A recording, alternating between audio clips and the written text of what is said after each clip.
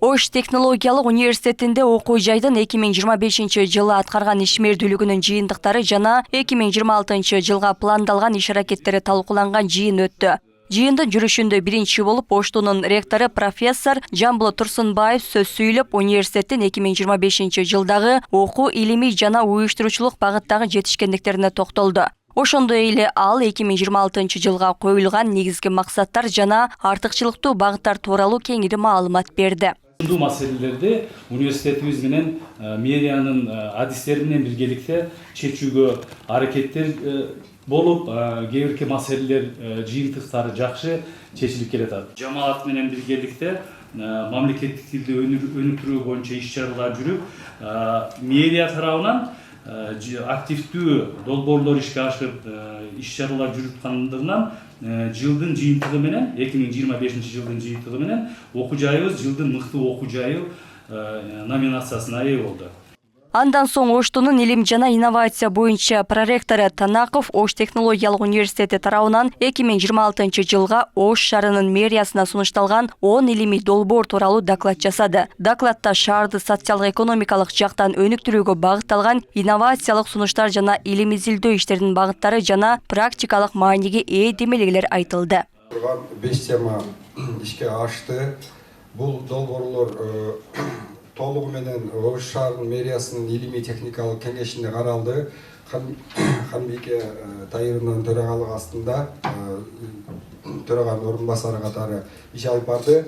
Эгерде динамиканы карасак, биз 2023-жылы 4 миллион сомдук иш аткарсак, ал эми 24-жылы 8 миллиондук, 2025-жылы темабыз дагы көбөйүп 5 миллион 11 миллион сомго чейин сомдук илимий иш аткарды.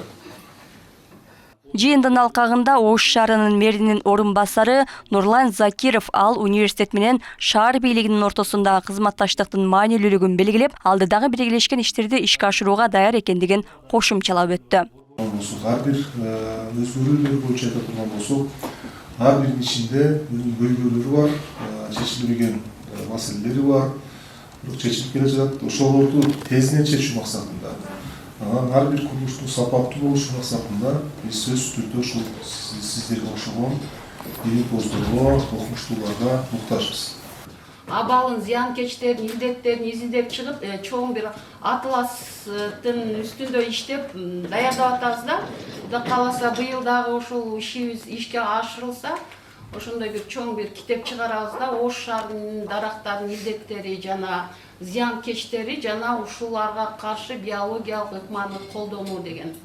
Иш-чаранын соңунда жыйынтыктар чыгарылып, 2026-жылга пландалган иш-аракеттерди ишке ашыруу боюнча тиешелүү сунуштар айтылды. Ошондо бронжилеттерге коюлуучу эмелер боюнчачы, эгерде дейт бизде сиздер менен университет менен байланыш түзүп, илимий изилдөө лабораториясын түзө турган бизге көп деле жер эмес, бир 8 сотук жер болгон болсо дейт.